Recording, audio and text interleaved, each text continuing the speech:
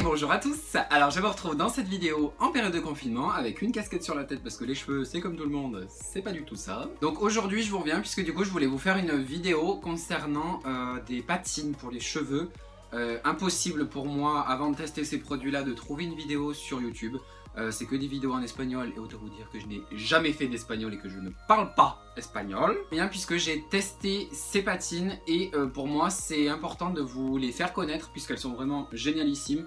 Elles sont vraiment fantastiques, c'est des produits avec lesquels on ne peut pas se tromper. Et en plus de ça, d'un point de vue rapport quantité-prix et qualité-prix, c'est vraiment de ouf. Donc avant que ça augmente, faites votre stock parce que ça vaut le coup. Je pense que tout le monde connaît plus ou moins le shampoing Fanola No Yellow, donc qui a une tête particulièrement simple puisqu'il est de couleur blanche et de couleur violette, un peu comme le tube que je vais vous montrer. Ce shampoing a des facultés extra déjaunissantes puisqu'il contient énormément de pigments violets à l'intérieur, donc du coup le violet dans la colorimétrie, mais je vous referai une vidéo par rapport à ça. Ça permet effectivement de déjaunir le cheveu, donc de neutraliser le pigment jaune qui est présent dans le cheveu. Il faut savoir que déjà, rien que le shampoing, si on le laisse poser plus ou moins, il est déjà capable de supprimer tout ce qui est jaune, donc tout ce qui est jaune en surface du cheveu, donc dans la première couche de votre cheveu, mais aussi dans la deuxième couche du cheveu, c'est-à-dire qu'il est vraiment tellement puissant que les pigments, au lieu de se caler uniquement sous la cuticule, ils rentrent carrément un petit peu dans le cheveu. Donc du coup, ça permet vraiment un déjaunissement en profondeur et ça permet aussi un déjaunissement de ouf. Fanola No Yellow Color, donc qui est une gamme qui est sortie il y a fort longtemps mais qui n'était pas présente en France puisque du coup c'est des produits qui sont exclusivement italiens à la base mais qui sont plus réputés aux États-Unis qu'en France. Concernant le tube, on est sur un format de 100 ml qui s'utilise en 1+2 et on est sur un prix d'environ 12,45 € pour le tube complet. Je parle du 1+2, c'est-à-dire que c'est une dose de couleur pour 2 doses d'oxydant, donc 2 fois 7 doses d'oxydant, vous comprenez? Si par exemple je prends 30 ml de crème, je vais prendre 2 fois 30 ml d'oxydant, donc 60. Donc vous avez la T11. La T11 c'est vraiment un reflet grisé, mais qui va quand même déjaunir le cheveu. Ensuite on va avoir la T02. Donc la T02 c'est uniquement un reflet qui est plus ou moins violacé, mais qui va vous permettre de basculer sur du blanc. Et ensuite on a la T21, qu'on compare très souvent à la 1021 de chez L'Oréal, si vous connaissez un petit peu chez Dialight. C'est un petit peu le même principe mais en beaucoup plus costaud puisque chez L'Oréal je me rends compte que des fois ça prend pas suffisamment, ou certaines personnes trouvent que ça prend pas suffisamment sur leurs cheveux, ça neutralise pas du moins en mode super costaud. En l'occurrence vous êtes vraiment sur une patine qui fonctionne et c'est vraiment ouf. Et de chaque patine une par une pour vous montrer des résultats juste ici puisque ça va être important pour vous d'avoir un visuel et le but de cette vidéo c'est d'avoir un visuel. Donc j'ai testé ces patines, j'ai d'abord testé la T21 justement que j'ai encore dans les mains. Donc la T21 franchement elle est géniale, c'est une patine qui convient à tout le monde, c'est à dire qu'à partir du moment où on a du jaune on peut utiliser cette patine. Donc la T21, le résultat je vous le mets juste ici. Donc les deux photos que vous voyez l'une sur l'autre, vous avez le avant, donc quand elle arrive à la maison et qu'elle a détaché ses cheveux, et la deuxième photo juste en dessous, on est sur le résultat après avoir fait un gommage. Donc le gommage j'ai utilisé le Urban Kératine, je vous le mettrai aussi ici. Le Urban Kératine est vraiment génial pour enlever tout excédent de couleur parce qu'il est fantastique, il s'utilise en deux faces, il abîme pas le cheveu, il est à base de kératine, donc on est vraiment sur quelque chose qui est topissime quoi. Et donc les deux autres photos que vous voyez à côté c'est vraiment la lumière du jour, le lendemain en fait, puisque du coup on a fini beaucoup trop tard et en photo ça donnait pas ça. Je vais vous mettre aussi la photo de ce que ça donnait sous une lumière artificielle. Faites bien attention quand vous prenez des photos. Moi je me suis muni d'une ring light qui va me servir par après quand j'aurai un setup un peu plus complet. Donc cette ring light elle va vous permettre de prendre des photos même à la lumière artificielle, ce qui va permettre effectivement d'avoir un résultat qui sera top et qui sera beaucoup plus fidèle à la lumière naturelle que la lumière artificielle. Du coup c'est pas le sujet de cette vidéo, on retourne à la patine Fanola. On diverge. Patine T21, voilà ce qu'elle donne un petit aspect grisé au départ qui ne reste pas longtemps, donc si vous avez peur d'avoir un résultat grisâtre, n'hésitez pas. De toute façon il y a une autre patine qui est prévue pour vous que j'ai mis sur ce côté là, mais dans tous les cas voilà, le petit reflet grisâtre il s'en va très rapidement. Donc on est sur de l'irisé cendré, il faut pas avoir peur si vous avez les cheveux très jaunes d'utiliser cette patine parce qu'elle ne fera aucun, mais alors aucun, enfin d'ailleurs toutes, elles ne feront aucun reflet vert. Pourquoi? Parce que du coup c'est des patines qui déjaunissent. On l'applique en 1+2, idéalement avec du révélateur, puisque le révélateur ça va être un espèce d'oxydant qui est pas trop chargé en peroxyde d'hydrogène, qui va pas éclaircir le cheveu, puisque notre but c'est pas d'éclaircir, c'est de neutraliser le pigment jaune. Donc on va venir poser ce pigment là sur notre pigment jaune du cheveu qui fait que ça va l'annuler complètement. Du coup préférez le révélateur, ce sera moins sensibilisant pour vos cheveux et en plus de ça ce sera plus performant puisque du coup l'oxydant va venir éclaircir le cheveu avant de déposer le pigment, mais si votre cheveu est déjà abîmé ça va finir de l'abîmer et du coup le produit n'accrochera pas. Donc faites bien attention et faites attention aussi de ne pas avoir des spots de couleur puisque effectivement avec un oxydant il se peut que le produit réagisse et du coup s'enfonce beaucoup plus dans le cheveu et fasse des petits reflets violacés un peu désagréables. Ça m'est jamais arrivé, même avec de l'oxydant, donc du coup je pense qu'il n'y a pas de souci. On passe à la T02. Alors la T02 elle est vraiment super pour les personnes qui souhaitent vraiment déjaunir uniquement et qui ont peur d'avoir un côté cendré. Donc c'est une patine qui va venir déjaunir, qui n'apporte pas de reflets rosés, il faut faire attention néanmoins au temps de pose, parce que c'est toujours pareil.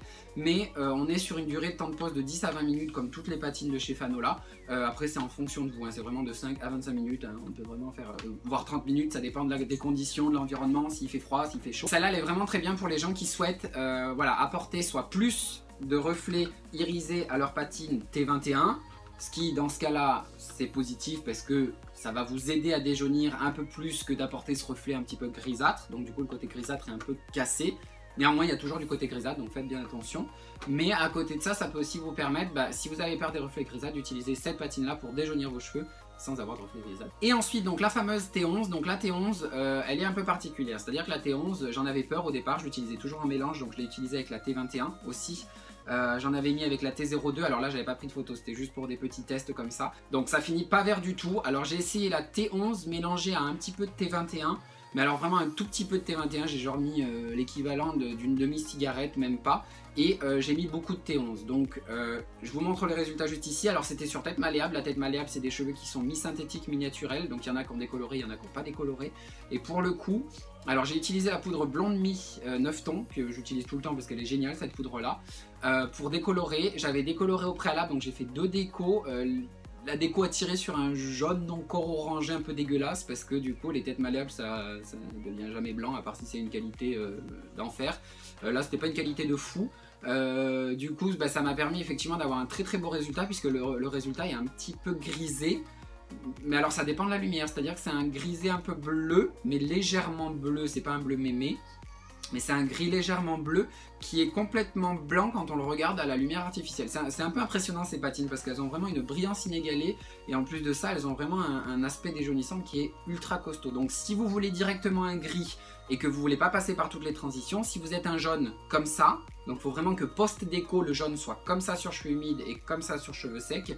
À ce moment-là, la T11 sera faite pour vous. Ça va vous permettre justement d'avoir un beau reflet qui va se développer et d'avoir effectivement tout le reflet cendré qui va se développer dans la patine et qui va apporter vraiment un effet ultra gris, mais gris joli.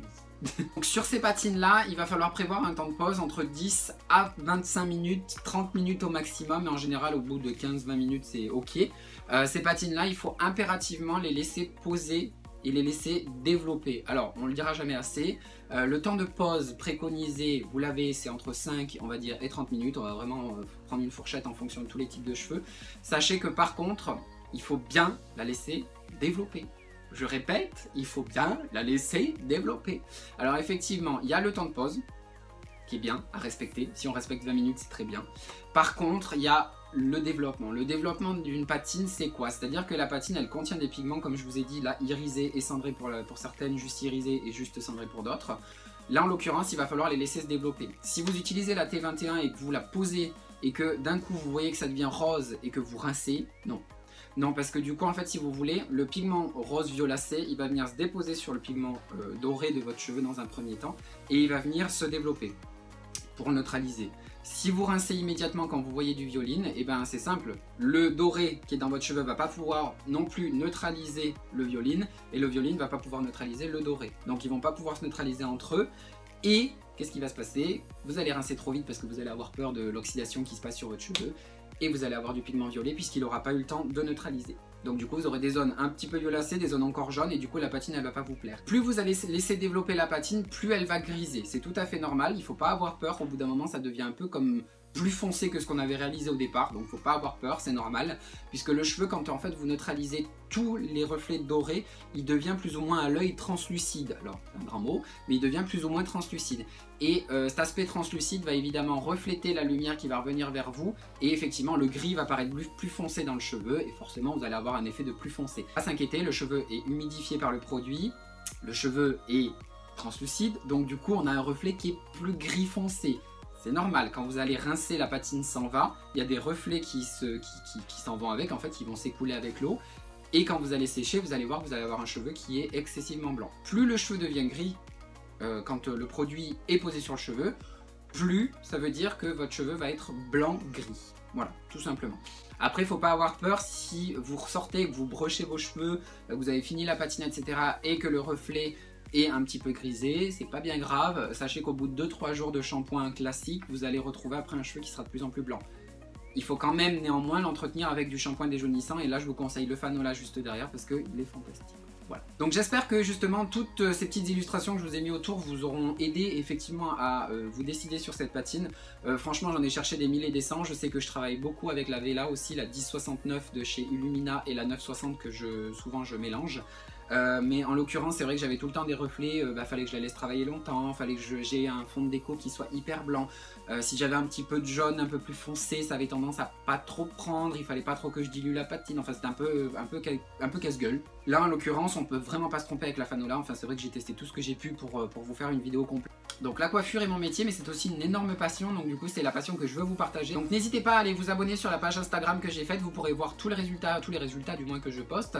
Et effectivement j'envisage de faire des petites vidéos courtes quand je coiffe des personnes pour vous montrer un petit peu de résultats. Je compte en faire aussi sur YouTube, ça vous permettra un petit peu de voir plus grand et de voir un petit peu en time-lapse, on va dire.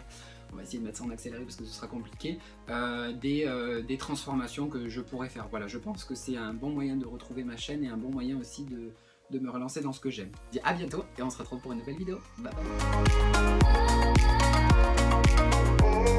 bye.